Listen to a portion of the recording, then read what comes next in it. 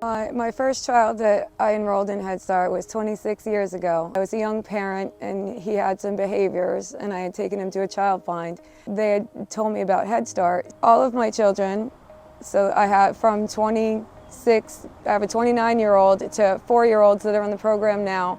You could just see when they went in, they were just little meek, scared children, and then when they come out of the program, they can write their name. They're little social butterflies. They talk to anybody and they can have full conversations and they know how to interact with their peers. Head Start prepares them well for a public school, that they're able to write their name, and there's a lot more skills that I see for children that have had Head Start experience, more so than children who have not. I think it's neat to see the inside of it, you know, what the workings of Head Start, and it makes me feel like I'm important a little bit. And then, for example, I'm going with the Policy Council to the national conference so I can learn more. I love to see the kids every day. I love their hugs and their smiles, and to see them grow both emotionally and physically and academically through the year, and it's just awesome. My children are definitely wiser for having the little extra head start into schooling. And for me, a lot of friends through Head Start, everybody that I have on my social media is basically someone I met from Head Start, and they're lasting friendships. It started about 12 years ago. I remember the first client. She came from Tri-County CAP. She had a caseworker. And it was a trial and error for me, because I had never heard of Tri-County CAP. I've never used their agency. I never used your services. I never had a tenant that used your services before, but she had found you guys, and I can't remember where. She applied for an apartment, and she says, I'm working with an agency, Tri-County CAP. And then I got to meet her, and then I got to meet the caseworker at that time. And she came in, and she was just a single mom with a child. And she stayed for a while, and then she ended up moving back down south where her family was. The guy said, she's a homeless. And I said, what do you mean homeless? And he said, she doesn't have a place to live. I says, a mother and child doesn't have a place to live? Because this was a learning curve for me. Because most of my tenants that I've always dealt with before in the past, they came from a home, or they came from another apartment, or they came from wherever. And I said, how could this young mother and her child be homeless? And she is. She doesn't have, does she have family? Yeah, but it's not here in the state. I said, does she have a husband, boyfriend, somebody? No, they're separated for whatever reason, and she's on her own completely. Can't work, she has a small baby. So it really was a learning curve. It opened my eyes a lot more to homeless, because I've always, thought homeless was, somebody on the intersection holding a cardboard sign, and always had a place to go, and they'd do that during the day, collect money, and then they'd go eat at the, whether you had a shelter or a food bank somewhere to feed you. But this person was going from like shelter to shelter, or wherever you guys were placing her, even a hotel. It was a life-changing moment for me. So then after that, when she left, I called that guy. I said, I have a vacancy. He said, I have another person for you. And then that's how I started my relationship with you guys. I mean, she didn't have any references to check. Her credit check was not any good. I was just going by the information the caseworker had, and then I did my background checks, and she was clean.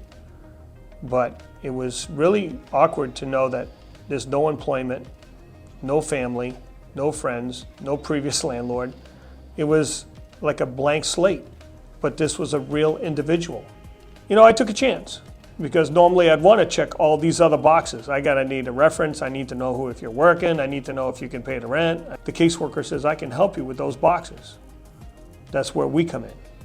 And I found that to be amazing, that there was people out there that were actually working side by side with these people. And this guy would come and check on her. I have a lease, and I check on them, and then of course with the case management that you guys provide helps us navigate through this process, which I found out over the years the case management does just more than checking on them. They help them become productive citizens, like establish a checking account again, establish on the simple things in life, like even putting utilities in your name. It's a big transition for them. I like to get involved in my tenants, so I talk to them, I try to help them. Then with your case management, it's like a win-win for everybody.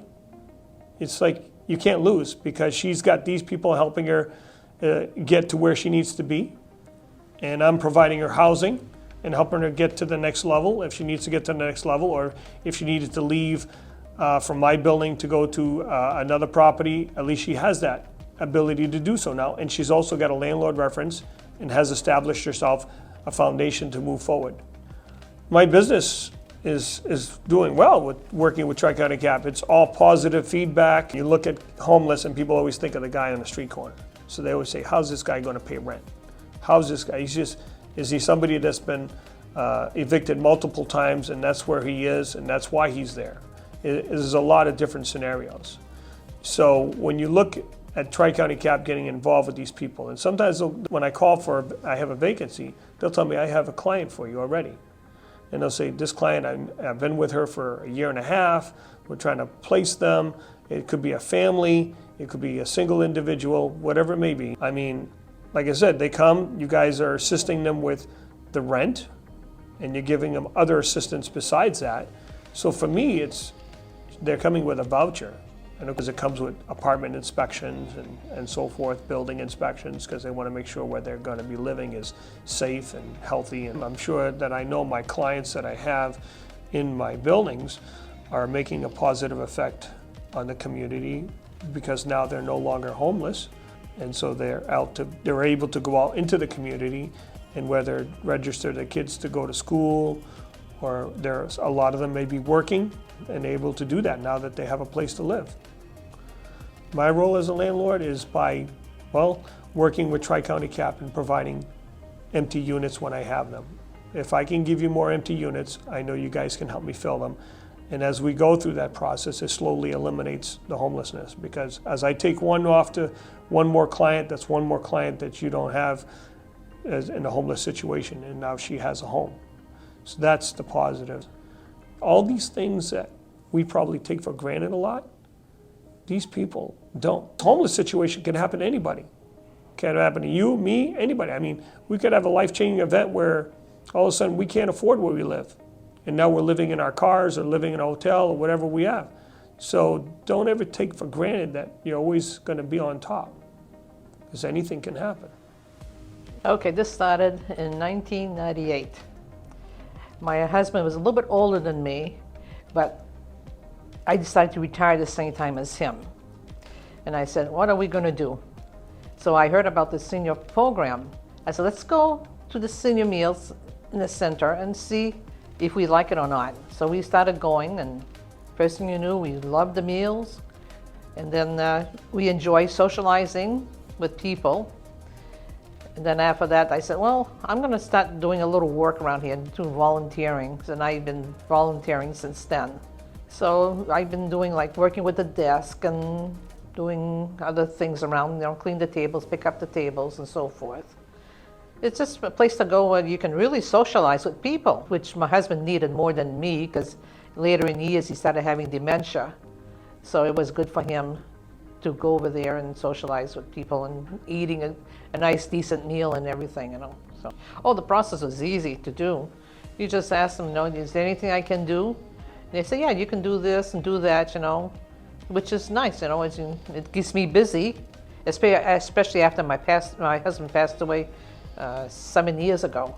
So now it's something for me to do over there, and it keeps me away from the house for about probably 3 hours or so sometimes more, it depends. And then I'm on the decoration committee, so when we have parties, Lise is also on the decoration party, and we have parties, we decorate. Like when my brother retired, I said, why don't you come to the center and see if you like it? Then we started playing cards, and there are different activities going on during the week. The meals are good meal, stable meals. You get your vegetables every day, which otherwise I wouldn't eat all my vegetables every day. And it's just very good meals, Socializing is so important. I remember, during COVID, we didn't do nothing. stayed home 2 years without socializing that much, except with some of my friends, But then I noticed when we came back to the center, it's totally different. You start talking more to people, and if it's, they talk to you, and it's just like it's like they said, it's a family thing, really. Different age, no matter if they're 90 years old or 60, it's still family. It keeps me active and everything, Very nice program. Okay, it affected my life because I could participate in my life and my friends and my family, especially my granddaughter. She's 8 years old, so I could see what she does and watch her. And if I wasn't going to physical therapy, my physical therapist told me that I would be bedridden, fetal position in a nursing home many years ago. So he keeps me going. So if I didn't have the transit bus, I don't know what I would do. Because many years ago, when I started going, my husband was working. So I had to manage somehow to get in my chair and get on the bus. I did it.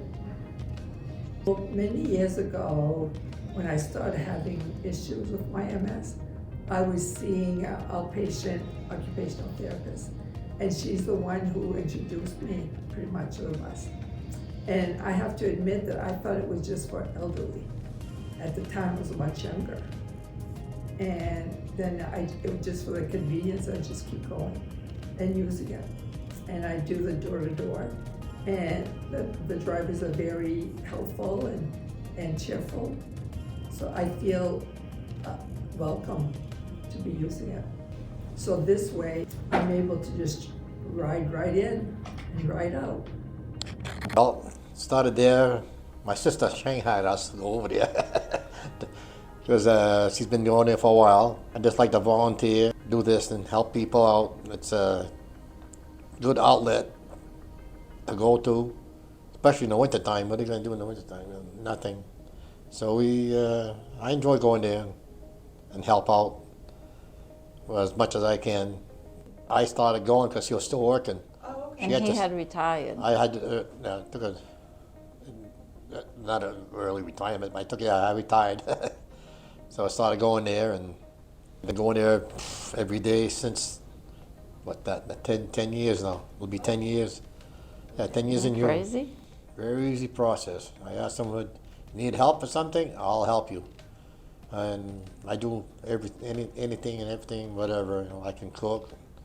But at the beginning. At the beginning, I was mostly packing meals, and helping out, maintenance. maintenance, yeah. So I got a maintenance background, so. I want to volunteer, and I'm trying to get all kinds of different people. At the beginning, I'm shy. You wouldn't be able to prove that by now, but anyhow. Right. But took me out of my comfort zone, and Lila, she's a very good, I shouldn't say boss. Well, yes, she's my boss. And like she says, says, if I don't want to do it, I say no. But 99% of the time, whatever she asks, I just do it. Well, first it started with Nancy and RSVP saying, would you volunteer? And there's a form. And then as Doris was going, and then he was going, once I retired, then I would go in and have lunch, because I'm not crazy about cooking. And it was awesome to get fed and not do dishes. And it was really pretty exciting to be able to do this. We filled out envelopes for Nancy and RSVP. Then they had a program for bone builders, and we did Matter of Balance. They asked me to do a couple of classes with the leader, and so with my nursing background, I said sure. There was one other nurse that was taking blood pressures on Wednesdays or Thursdays, and sometimes she couldn't fill in, so she said, would you do it? And I said, sure. So it was very gradual, and so I started doing that. And then there came the craft group, and it's the socialization. It's so important. especially after COVID. It was crazy. And then I was thinking, we got a class because there were several of us that wanted to help with the meals, because you really need to take a class so that you can handle food safely, and I think it's OSHA approved. Yep. Anyway, so we took the class, and so we started helping with the meals. And then the years go by, and it's already been, I've been retired, 8 years? And it's, 8.5, yeah. yeah, and he was doing the grab and go. Yeah. That's how you Grab and go is that we still had the meals for people that wanted, but we couldn't go inside. So what they're doing, they say outside. So I was outside parking the cars, whoever came first, parking the cars, and then after that, when the meals came out, it was just like McDonald's drive-through. They needed someone at the desk for the roster, had what they call the spoons and the 50-50 raffle, which They gave us our anniversary party. 60 people there. Over 50 years, right? In 50 years, yeah. yeah, course, it was like having family. Yeah, I don't just volunteer for there. We used to volunteer for the blood drive. Oh, that's right. But now they don't have the VF, so they don't have the blood drive. Haven't had it for a while. I know they're going to start it back, but that before COVID, there we were there once a month. Yeah, something like that. That and of course, sponsored by Senior Meals, the center, our bus trips. I also volunteer on that too. So I help the bus driver and take the luggage in, luggage out. It's better to give than to receive. You know, and a lot of people says, some people even not recently says, you don't get paid for doing that. No, I don't want to get paid. I get paid a different way. I get paid with things, New friendships. new friends and that, and I get paid different ways. We just enjoy. We go to bed tired. I go home, yeah. But depending what. Our friendships, I mean, they all. and our parties that we've had. Yeah, we had you know, different we've parties had dancing and- parties. So I made a whole cornhole set, and they made with Kraft. They made the bags, Oh, the bean bags. bean yeah. bags, and we used to play. Well, well, hope we start that back over again. But before this pandemic, pandemic was terrible. We were playing that inside, cornhole, and with Yeah. people, and a lot of seniors they come there trying to get more people to come because they say once they start coming, then they can't, they like it. We failed a routine check for our furnace. September, October. We had someone come out and look at our furnace. Someone came to look at it and they said that it had a cracked. Oh, yeah, it was a manifold. It was something that was leaking carbon monoxide anyway. So I just kind of frantically was looking for any sort of help at all because, we couldn't afford a new furnace. And I called Tri-County Cap and they said that would be weatherization. And I guess we were enrolled in the entire weatherization program. It was amazing. With that being said, I had no idea what was going on. It ended up being a very expensive job. Not only did we get a furnace, we needed all new ducting through our whole house. They came in and not only did they do that, they insulated our basement, our roof. We'd had plumbing done. And smoke detectors. they sent down some electric heaters. And so we did that for 6 months because it was such a big job that they had to pool funds for it. But I can't even tell you how great Samantha was. Between her and everybody else that was there on this project, they came up with enough money to do all of this. I have a problem with people being home, and I kind of introverted. I didn't feel uncomfortable at all. Samantha actually apologized to me for it taking so long. Josh did to me also. We feel blessed. We're so thankful. Basically, it was just, we kind of had an emergency because it was tagged, our furnace was tagged. And Josh came in and he's doing this audit and it's we just need a furnace, could you help us with that, or could we like make payments to somebody? And I had no idea what he was even doing, but we ended up getting the entire weatherization program. We didn't even know until they started, you know, putting insulation up. It's like, well, you don't have to do that. And they're like, no, we have to do that. This is. When Josh explained it to us that we're actually having a whole audit for everything, and from the time the work started, it was awesome. I mean, it was a couple of months. With that being said, anyone that came into our house, they were just phenomenal, amazing workers. First, we had a couple local companies Come down. come down and look at it and price it, and the prices were really high for what they were looking to do.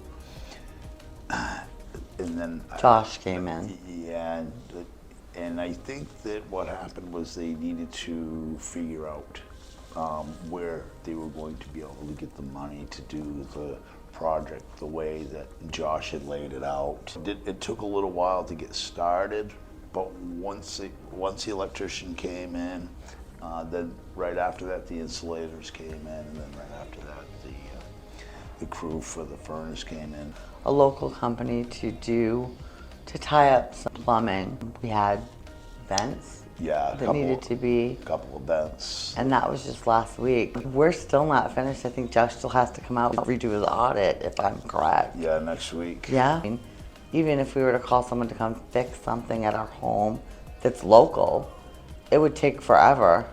It would take forever for even getting on a waiting list. I called like 4 or 5 people. Local. 4 or 5 people that couldn't get to it for a month and a half just to look at it. So it was like I knew it wasn't going to happen super fast. Once they had the funding, Yeah. it was just like done. And I don't think that I've ever heard of a program that does that much. We haven't So I even think- gotten a bill yet since it's been completely finished. With that being said, I like to go on New Hampshire Electric Co-op and look at the usage. And we can already tell this month that our usage is going to be way less than it was last year At this time. month. So it is going to be better. We So know. to have a program like this in New Hampshire that helps people that are on a fixed income, or I just think it's amazing. I don't think that we could have ever hired somebody in our area that would have worked as hard as these people did. The trade's so impressive, and they really, really are above and beyond smart. Yeah, I think it seemed like they really took it like as a project that they were really interested in doing and getting done. It was a really good experience.